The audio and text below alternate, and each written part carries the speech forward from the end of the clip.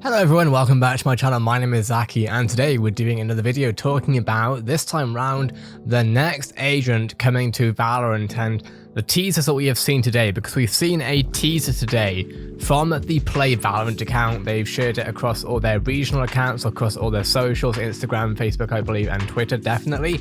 And I want to go over my thoughts on what we are seeing here. Let's jump into it. So let's go on to Twitter. This would be the teaser. Now you might be wondering, Zaki, why aren't you posting this on Valorant Hub? Well, I'll explain why now.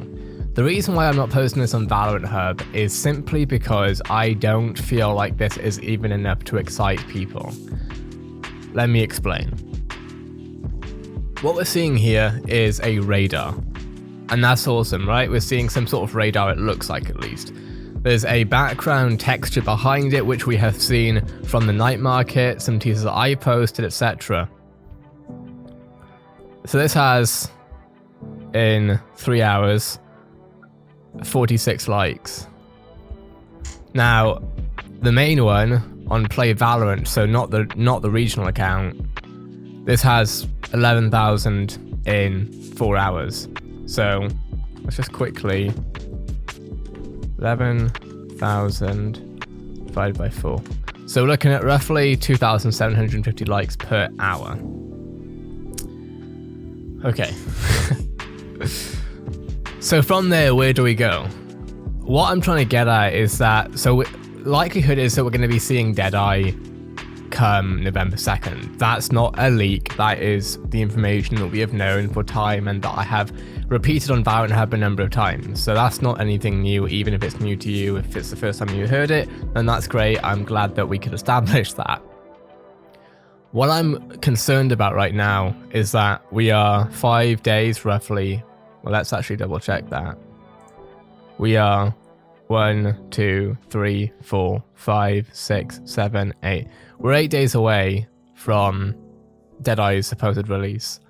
And I'm starting to notice that whenever an agent releases in Valorant, it excites a number of people in the community, but it's a very niche community. And what's happening is nothing ever trends. Valorant doesn't bring up trends. Maybe sometimes on a quiet day, there'll be a VCT trend if, VCT is happening. That's unlikely. But what I'm going over is wanting to see a lot more when it comes to Valorant's creative. Now, I've spoken with the creative team, when was it? Maybe 4 months ago now? Or maybe even 5 months ago now. So it was a little while ago. And to be very clear again, I have zero problems with the creative team themselves. They do what they can with the resources they're given. But let's go over some actual data, because right now I'm just going over things that I've noticed, but it's a bit difficult for you to observe necessarily. So let's have a look at a thing called Google Trends. So this is a site/tool that allows you to look at what's happening for each topic on the internet, which of course Valorant is a topic on the internet. Now, if you know how to use this kind of properly, i.e. if you know how to use the right search filters, etc., you can see the interest for any game over time. So I've looked at every game that you can think of: COD, Rainbow Six, Overwatch, League of Legends, etc., etc. But of course, Valorant is the one that I really look at a lot. Well, I used to look at a lot. I don't look at as much now because it's the same thing all the time, which is this.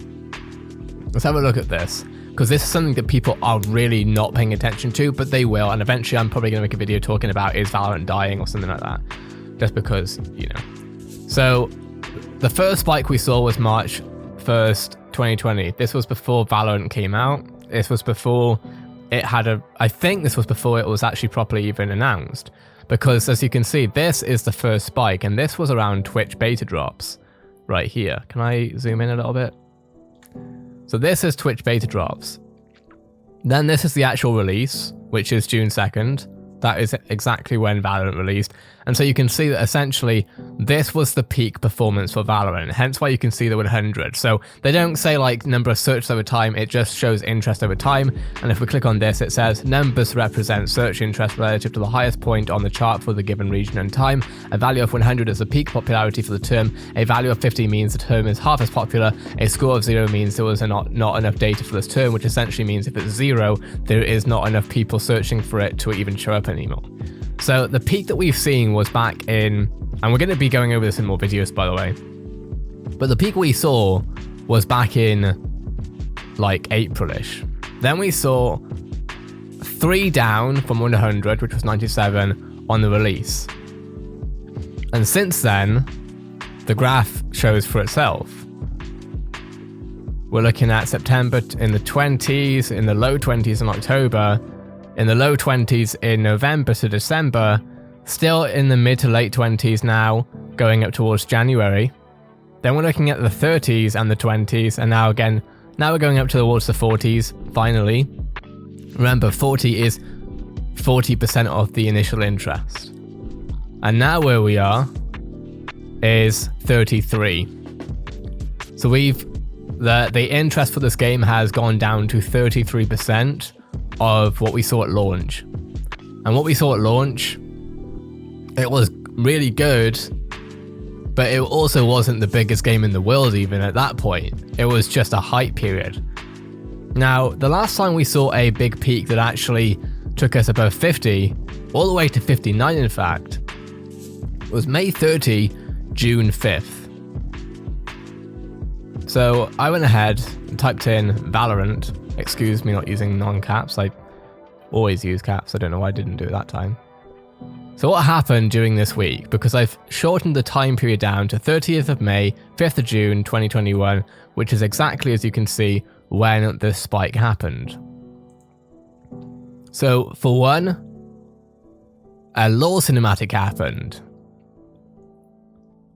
Secondly, the story of Valorant so far, going over lore.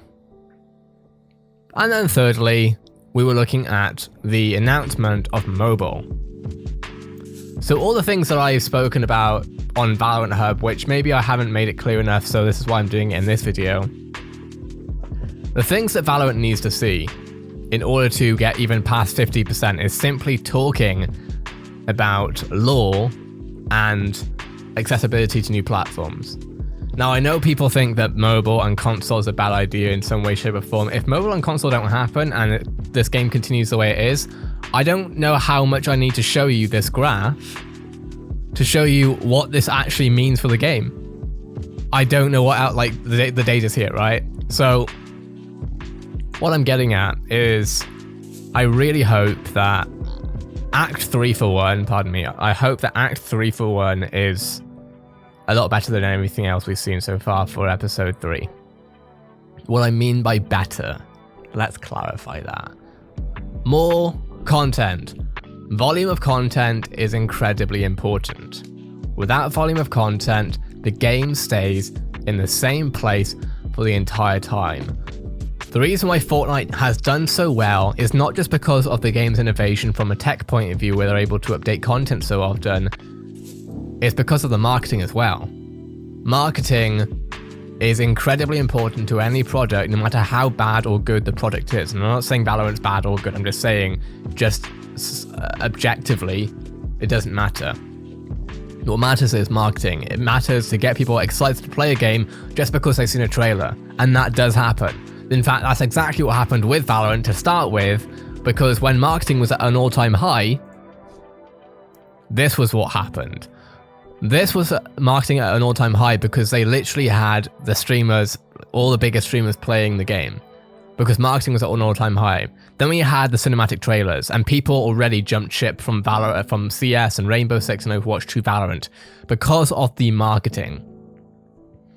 As soon as the marketing goes away, people start leaving, especially because we have had no new game modes, anything really new, and I'm talking, think about what Overwatch has done. Obviously, Overwatch is not in the best light right now, but as far as a conceptual and understanding of innovating in games is concerned, not the actual, you know, they have multiple maps that have multiple game modes. We have one game mode, which is search and destroy. We obviously have escalation a little bit, and that's honestly good. That's like gun game. We just need more of those. But that's not the entire point, and now I'm sort of going past the agent thing. So actually, I'm going to wrap it up there. We're 10 minutes long. I have so much more to go over. I really hope that what we see for Deadeye is going to be exciting. Yeah, that's what I'll say for now. Because obviously I do run Valorant Hub. You know, here and there I know, here and there I can and can't talk about certain things, obviously. But once we see more, then I will report about it on Valorant Hub. Until then, I do not believe that a GIF like this is enough. Not to say this is the only thing they're doing to tease it, but even what we are seeing so far, we saw the actual agent in the Year One anthem, which we've covered, so we know he's got a suit and a waistcoat, all that sort of stuff, glasses and that. We've seen that he has a business card. We know that he's French. We know he has a watch. And we know that he might have a one-shot ability. Now, that's actually quite a lot to know. But the way that we've learned through it has not been marketed. It has been us going through it and figuring out, which is important, right? ARG is important. But what we're seeing is not ARG enough, in my opinion. When we look at Valorant UKIE and Nordics, and to be very clear, I have a lot of respect and love for the UKIE team. There's nothing against the UKN team, etc. They're great. Yeah, they're absolutely brilliant. This Twitter account has 11.6 thousand followers. Now, this tweet has 46 likes.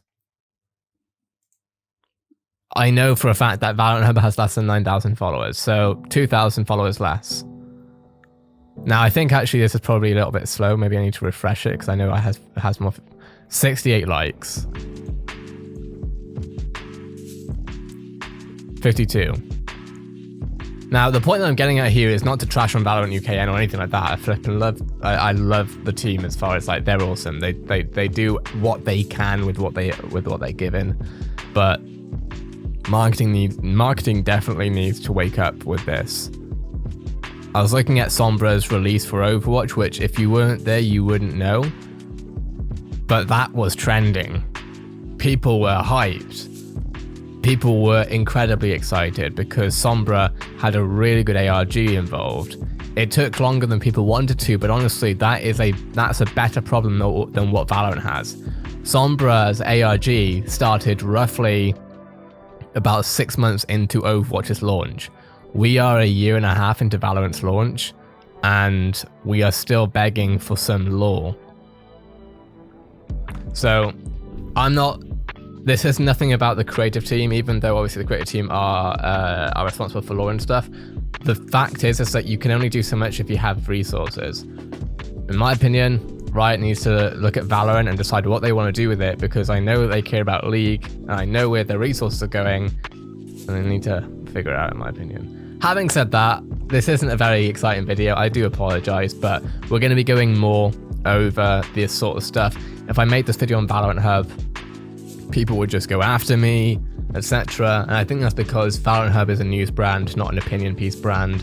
And so I'm happy to feed the news to people. So when the new agent comes out, I'll show them whatever I can show, all that good stuff. But this channel is for me to talk to you about what I actually think.